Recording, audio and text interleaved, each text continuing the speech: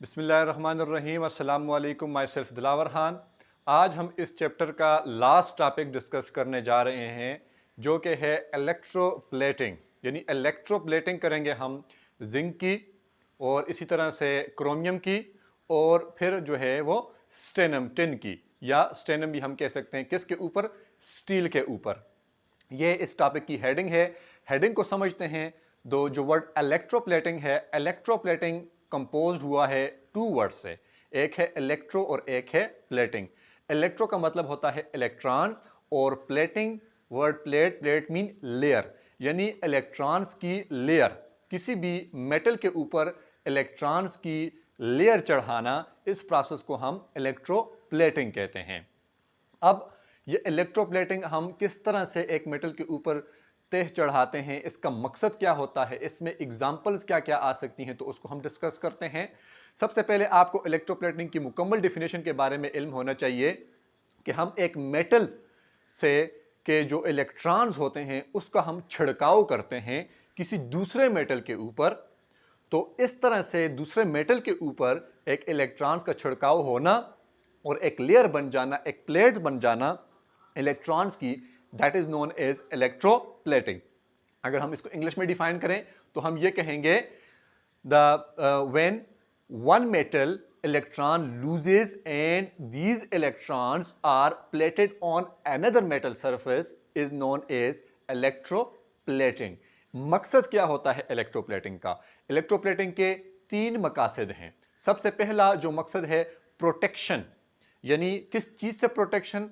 जब हम किसी एक मेटल के ऊपर दूसरे मेटल की लेयर को चढ़ा देते हैं, जिस मेटल के ऊपर हम एक लेयर को चढ़ाते हैं उस मेटल को हमने बचाना होता है एक प्रोसेस से जिसको हम कहते हैं कुरैयन या जंग कहते हैं।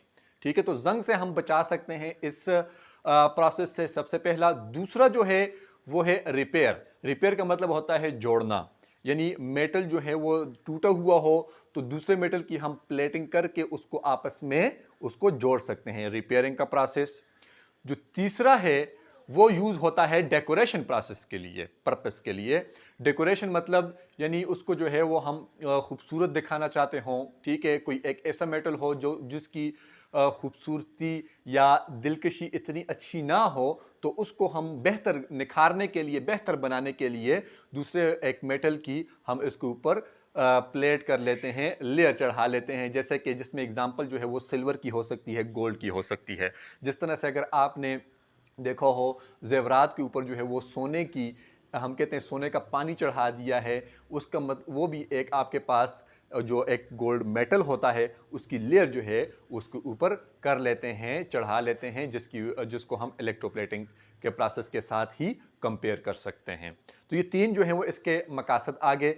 फिर इसका प्रोसेस क्या होता है, किस तरह से ये प्रोसेस जो है वो मुकम्मल होता है? तो इलेक्ट्रोप्लेटिंग के प्रोसेस के लिए सबसे पहले आपको apparatus चाहिए, एक इलेक्ट्रोलिटिक टैंक चाहिए जो कि सीमेंट, ग्लास या वुड से बना हुआ होगा, पहली बात। दूसरी बात, इसमें दो इलेक्ट्रोड्स होंगे, एक कैथोड होगा और एक anode, anode positive and cathode negative.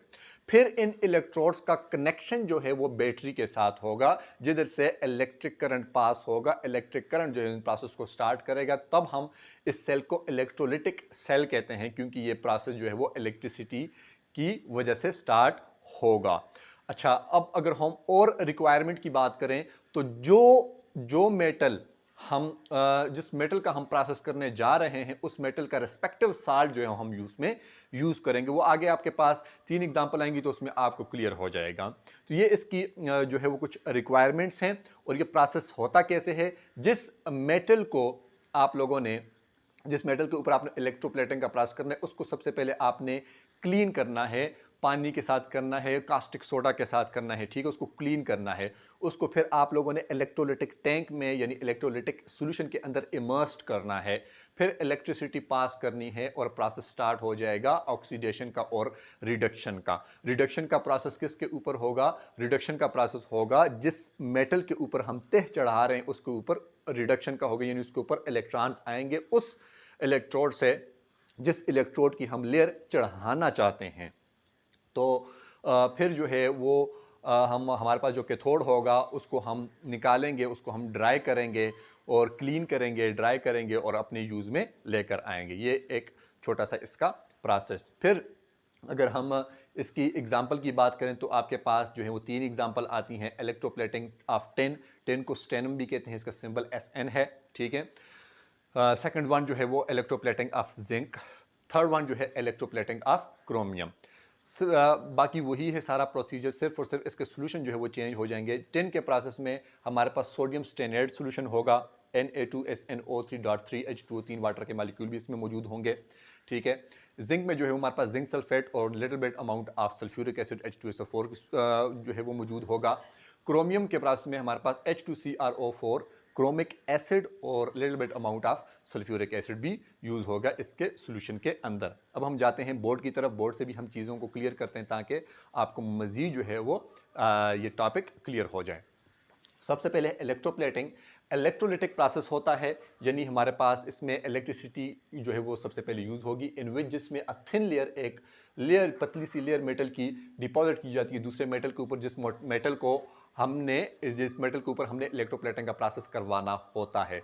Purpose क्या होते हैं, मकासद, सबसे पहले प्रोटेक्शन, सेकंड वन जो है वो रिपेयर और थर्ड वन जो है डेकोरेशन के लिए, ठीक हो गया। ये तीन जो है वो मकासद हैं।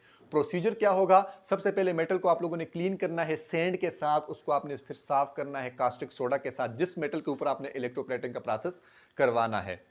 Second one, clean substance is made cathode, यानी जिस मेटल को आपने क्लीन किया है वो कैथोड के तौर पर ऐड करेगी, यानी उसके ऊपर एक लेयर जो आएगी इलेक्ट्रॉन्स की, तो तब जो है वो उसके ऊपर रिडक्शन का प्रोसेस होगा। इलेक्ट्रोलिटिक सेल जो है is made of glass, cement और रॉड से, ठीक हो गया, इन चीज़ों से बना होगा। फिर इलेक्ट्रिक करंट इज पास, क्योंकि इलेक्ट्रोलिटिक प्रोसेस है, ठीक हो गया। इलेक्ट्रॉन जो है वो इमर्स्ड किए हुए होंगे और फिर जो जिस कैथोड के ऊपर ये इलेक्ट्रॉन की एक लेयर चढ़ जाएगी, उस कैथोड को pulled out, clean and dried and use for the purpose, जिस मकसद के लिए आपने उसको ये इलेक्ट्रोप्लेटिंग का प्रोसेस किया है। फिर अगर हम इसकी कंस्ट्रक्शन की बात करें, सब में यही एक ही फिनोमेना होगा, सिर्फ इसके अंदर जो रिस्पेक्टिव आप मेटल के ऊपर इलेक्ट्रोप्लेटिंग कर रहे हैं उसका सॉल्यूशन जो है वो चेंज करना पड़ेगा। ये इलेक्ट्रोलिटिक टैंक आ गया, ठीक है, इलेक्ट्रोलिटिक सॉल्यूशन इसके अंदर होगा। दो जो है वो आपके पास इलेक्ट्रोड्स, कैथोड और एनोड। कैथोड का जो है वो कनेक्शन जो है वो नेगेटिव साइड के साथ, एनोड का पॉजिटिव साइड के साथ। ये बैटरी या इलेक्ट्रिक करंट आ गया, ठीक हो गया। ये ओवरऑल जो है वो आपके पास इलेक्ट्रोलिटिक सेल आ गया। फिर हमारे पास तीन एग्जांपल है इलेक्ट्रोप्लेटिंग ऑफ टिन। टिन में जो है वो सॉल्यूशन जो हम यूज़ करेंगे सोडियम स्टेनेट, सोडियम Na, स्टेन SN, टिन 8 ऑक्सीजन को रिप्रेजेंट करता है, .3H2, 3 वाटर के मालिक्यूल। देख लें एनोड के ऊपर टिन जो है वो 2 इलेक्ट्रॉन को लूज करेगा और कैथोड के ऊपर 2 इलेक्ट्रॉन को गेन करेगी, इलेक्ट्रोप्लेटिंग का प्रोसेस होगा, ठीक हो गया। इलेक्ट्रोप्लेटिंग ऑफ जिंक की अगर हम बात करें, इसमें सॉल्यूशन हम यूज़ करेंगे जिंक सल्फेट और सल्फ्यूरिक एसिड जो है वो सॉल्यूशन के तौर पर यूज होगा। एनोड के ऊपर उसी तरह से जिंक इलेक्ट्रॉन को लूज करेगा और कैथोड के ऊपर जो है वो इलेक्ट्रॉन को गेन करेगा, ठीक हो गया। इलेक्ट्रोप्लेटिंग अगर हम क्रोमियम की बात करें तो क्रोमिक एसिड और सल्फ्यूरिक एसिड को यूज करेंगे। क्रोमियम जो है वो 3 इलेक्ट्रॉन को लूज करेगा एनोड के ऊपर और कैथोड के ऊपर जो है वो रिड्यूस होगा, यानी 3 इलेक्ट्रॉन को एक्सेप्ट करेगा या गेन करेगा। जहां पर ये एक्सेप्टेंस की बात आती है वो वहां पर इलेक्ट्रोप्लेटिंग का प्रोसेस हो रहा है। तब हमने कहा था कि कैथोड को जो है वो हम क्या कर लेंगे, पुल्ड आउट कर लेंगे, क्लीन कर लेंगे और फिर ड्राई कर लेंगे। आप इसका स्क्रीनशॉट भी ले सकते हैं, शॉर्ट फॉर्म में बिल्कुल लिखा हुआ है, बुक में बड़ी लेंथी चीज़ लिखी हुई है, शार्ट की हुई है। तो इसके हवाले से अगर आप लोगों को कोई प्रॉब्लम हो, कोई क्वेश्चन हो, आप कमेंट के ज़रिए से पूछ सकते हैं। इस पूरे चैप्टर में अगर आपको कोई भी क्वेश्चन हो तो आप पूछ सकते हैं, और अगर कोई किसी टॉपिक में कोई पॉइंट रह गया है तो आप उसके हवाले से भी कमेंट के ज़रिए से क्वेश्चन पूछ सकते हैं। एक्सरसाइज में एक छोटा सा क्वेश्चन है, क्वेश्चन नंबर 7 है आई थिंक, जिसमें ऑक्सीडेशन नंबर फाइंड आउट करते हैं, तो उसको भी इंशाल्लाह हम डिस्कस करेंगे, क्योंकि जितने भी न्यूमेरिकल एग्जांपल्स लास्ट चैप्टर्स में आए हैं तो उनको हमने डिस्कस किए, तो मैंने ज़रूरी समझा कि उसको भी हम मुकम्मल कर लेते हैं कि ऑक्सीडेशन नंबर किस तरह से फाइंड आउट करते हैं। हालांकि ये टॉपिक हमने डिस्कस किया हुआ है, तो इंशाल्लाह नेक्स्ट एंड लास्ट जो टॉपिक होगा वो हमारे पास how to find out the oxidation number of respect of substances, उसको हम इंशाल्लाह डिस्कस करेंगे। हमारे चैनल को सब्सक्राइब करें, अपना बहुत सारा ख्याल रखें। मिलते हैं इंशाल्लाह नेक्स्ट लेक्चर के साथ। अल्लाह हाफिज़।